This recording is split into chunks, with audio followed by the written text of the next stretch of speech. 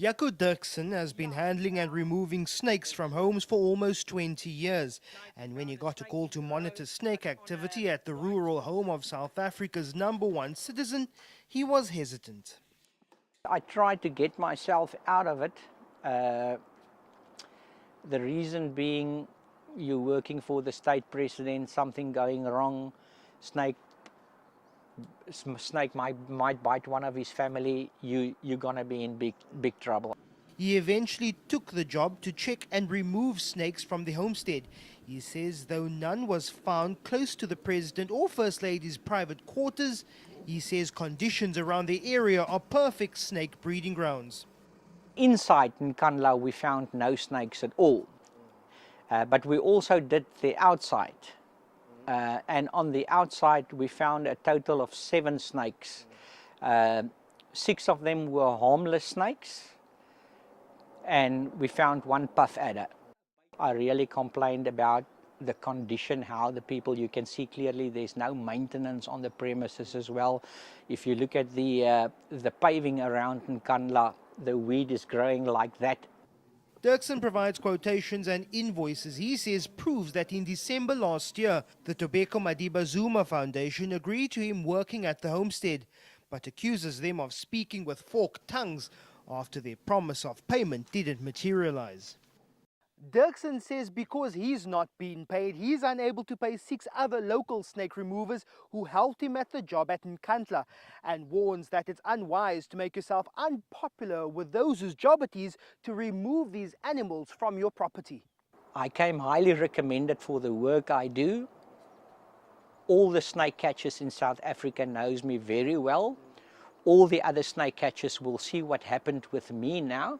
And I can guarantee you, if the president is not going to pay me, that no other snake catcher will ever work for him again. The presidency has referred questions to the Tobeko Madiba Zuma Foundation for comment. The foundation says Dirksen did not remove all snakes from the property and did not provide services he invoiced for. They say days later 3 snakes were found close to one of the president's homes.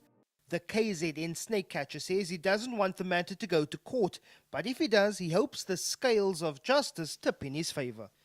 Lester Kivit, Mtunzini, KwaZulu-Natal. 1 person has been killed and 3 others are reported missing after several blasts at a fireworks plant in East China. The explosion happened at the workshop of Hongshen Fireworks Factory in Kushan village in Shangreo City. Rescuers managed to pull 21 people from the building. More than 1,000 people living nearby were also evacuated. 48 people have been hospitalized. An Australian woman has had a lucky escape after a car crashed into a convenience store in Sydney. Surveillance camera footage shows the car ploughing through the front glass wall of the shop, where Catherine Crawford can be seen walking towards the counter. Seconds later, she's thrown to the ground by the impact of the crash. Outside the petrol station, closed-circuit television showed the occupants of the car being helped by bystanders. The 3 occupants of the car were treated by paramedics and taken to hospital. A 4th man, believed to be the driver, disappeared from the scene. And NASA has shown off its first flower fully bloomed in space. The zinnia was cultured in the station's Veggie Lab. The lab is designed to help scientists study how plants react to being grown off Earth and prepare astronauts for future trips to Mars. But it wasn't an easy task. The flowers almost died due to high humidity and limited airflow. These aren't the first plants to be grown by NASA, but they are the first to grow entirely from seed to maturity. U.S. presidential hopeful Donald Trump told supporters he wanted to be an unpredictable leader. He said he was tired of officials who explain their plans in interviews. We want to go in. We don't want them to know what the hell we're doing. We have to go in, and a lot of people love it when I say that. Trump said he believed U.S. President Barack Obama would use an executive order to rescind Americans' right to bear arms, a controversial issue that's divided Americans. I think he's going to try and do some kind of an executive order on the Second Amendment, just based on what I'm feeling and what I'm seeing. Meanwhile, at an event in Florida, fellow Republican candidate Jeb Bush accused Trump of being divisive and challenged him to a debate anytime, any place. You can't insult your way to the presidency. That's never happened in the past, and it won't happen now. A national poll put Trump in the lead among Republicans with 39.3%, while Bush polled at only 6.1%. A tense debate on the pros and cons of regulating OTT services such as WhatsApp and Skype. One argument, OTTs provide access to the internet for the poor and should not be restricted.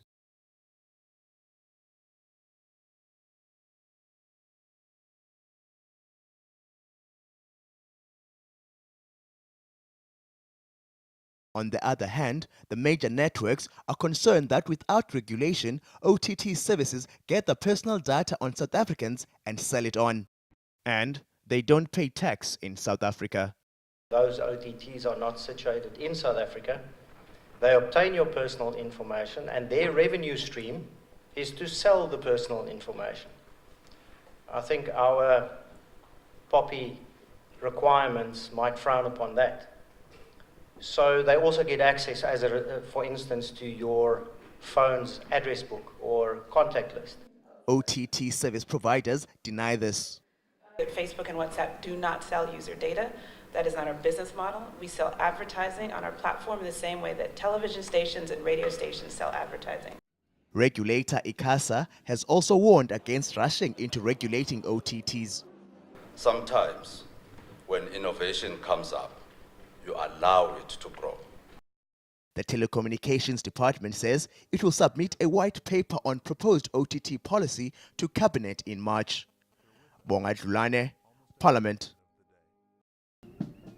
'n Optog deur Distrik 6 ter herinnering aan die meer as 60,000 inwoners wat 5 dekades gelede ingevolge die wet op groepsgebiede verskuif is. Dit is 'n vrolike optog, maar vir baie van die senior burgers is dit ook 'n emosionele geleentheid. Op 11 Februarie 1966 is die gebied verklaar tot 'n buurt net vir wit mense. Rashaan en Gaironisa Beg onthou nog van al die mooi en hartseer daar van Distrik 6. Die hele pizza kom nou voor jou. Kyk soos nou vandag is Saterdag. Sy loop af aan Noosraad. Die hawkers, die mense doen hulle shopping. Dus alles wat jy doen is in jy loop. Daar's die karre nie. Jy het nie klomp geld gehad nie, maar daar was beliefdigheid. Mense het gelewe met mekaar. Daar was nie jy is 'n moslim en jy is 'n Christen man nie en jy is 'n Afrikaan nie. Ons almal het beliefdige lewe. In 1996 het die nuut verkose regering 'n restituisieproses begin om destydse inwoners te probeer vergoed vir die verliese wat die verskuiwings veroorsaak het. Heelwat inwoners het reeds teruggetrek na Distrik 6, maar baie glo die proses sloer te lank. Die Departement van Landelike Ontwikkeling en Grondhervorming sê hulle is in die proses om 108 families as deel van fase 3 van die jaar reeds terug in Distrik 6 te kry. Intussen gaan die Suidoosterfees ook die 50ste herdenking van Distrik 6 vier en van die Kaap se bekendste vermaaklikheidskunstenaars gaan optree.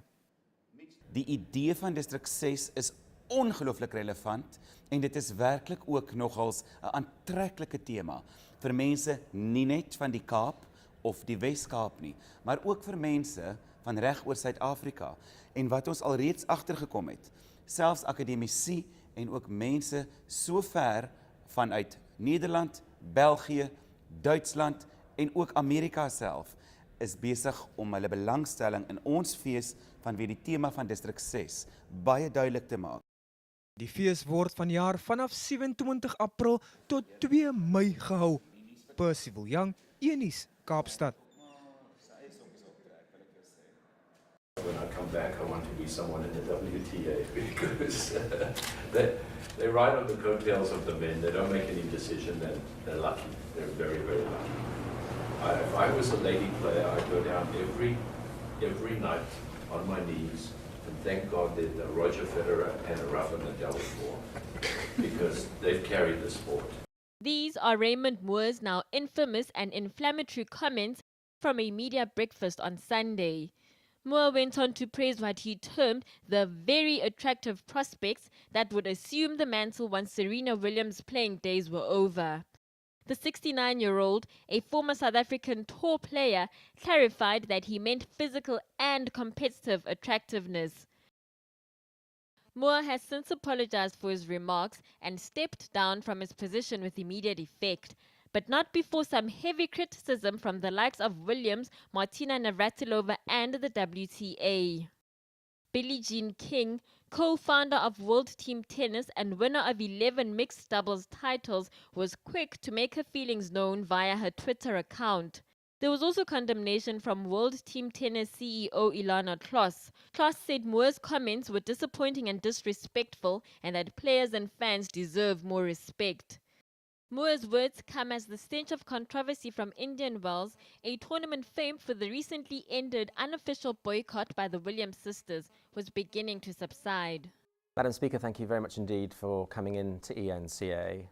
We're just a few days away from the 2016 State of the Nation address, and judging from the political climate at the moment, it would seem we're in for another boisterous occasion. How are you feeling ahead of it? Thanks for inviting me and my delegation. Yes, we are a few days away from SONA, and we are ready in terms of our usual preparations. We think we're on top of it, and we are happy with the way, in fact, we have been so meticulous that we've been able to cut the budget of the resources that get spent on SONA. So we feel ready. Given the challenge that the evening might present, are you nervous at all? Why? Well, those opposition members do like to rise on points of order and give you a hard time. No, not on the occasion of SONA. Remember, at SONA, there's only one item, and it's the item where the president of the country delivers the State of the Nation address, period. And we then schedule time days later, the following week, for that speech, that statement to be broken into smaller issues, whether it be along the portfolios that would have been talked about. And we have a debate in the House, and then only do members of Parliament have time to express themselves, to react, to comment, to criticize if they want to. But basically, that's when they comment and they engage with the State of the Nation address. We've seen you on TV so many times chairing sessions in the National Assembly when things do go, let's say, pear-shaped. What goes through your mind when, let's say, for example, an EFF MP rises on one of those points of order? Or what is going through your mind at that time? What goes through one's mind? Well, you wonder what he's going to come up with. And then, of course, the next moment it has come out and you are having to deal with it. So it's not a lot of time to be thinking in detail. Do you get frustrated? At certain points, yes, it does get frustrating, but those are situations not to be pondered on. Those are situations to be reacted to be dealt with, to be managed, and to make sure that what is the main business of the House actually proceeds. How does that inform how you'll do your job this year? I think the experience, in a manner that you can't quite define or explain, comes out just in the way, indeed, you end up reacting and responding to situations. All right. Madam Speaker, Baleka Mbete, thank you very much indeed for coming to ENCA. Thank you very much for inviting me. It will be the first time in the history of democratic South Africa that a motion to remove a president by means of impeachment is debated. In the past, MPs have debated motions of no confidence, but have failed, as the ANC has a majority in Parliament. A motion of no confidence is a moral test. MPs have lost faith in the president. If it's successful, the entire cabinet must resign as well. In comparison, impeachment is more factual, as stated in Section 89 of the Constitution. There are 3 grounds for impeachment: the serious violation of the Constitution, serious misconduct, or the inability of the President to perform the functions of office. Impeachment is also punitive. If the President is removed, he loses his pension and other benefits.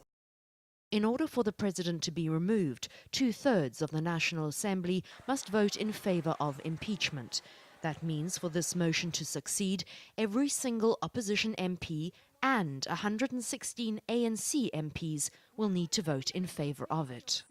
It's going to be a delicate matter for ANC MPs. They may have to justify why they vote against impeachment by saying the violation of the Constitution was not that serious, or it's not in the interests of the country to impeach the President now. Either way, if they vote against impeachment, they are publicly condoning the unlawful behaviour of the President. Annika Larsen, Cape Town.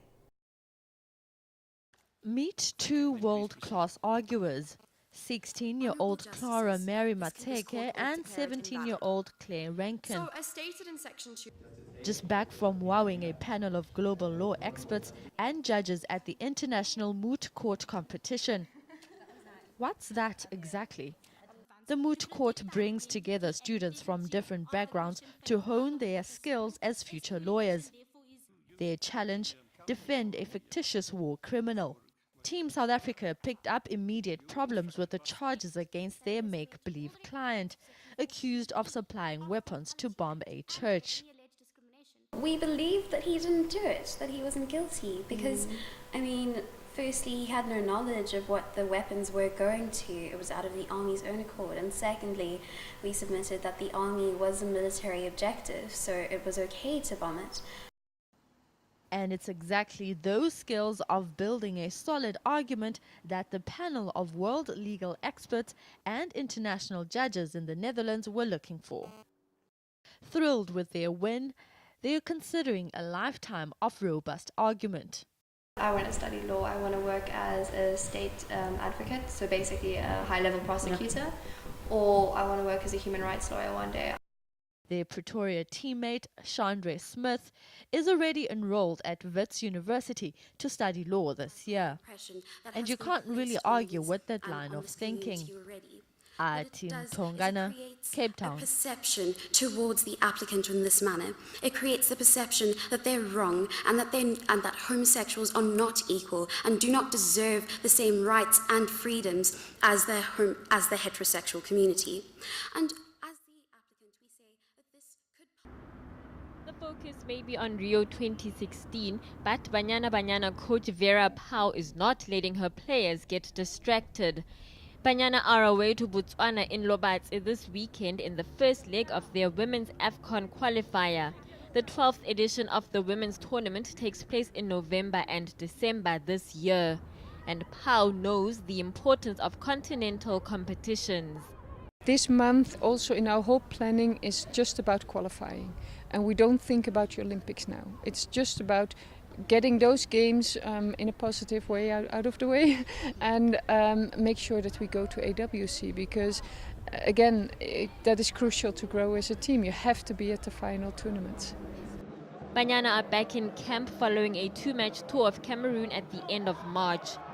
They beat the indomitable Lionesses 2-0 in the first match and drew 2-2 in the second encounter. The team is really hungry.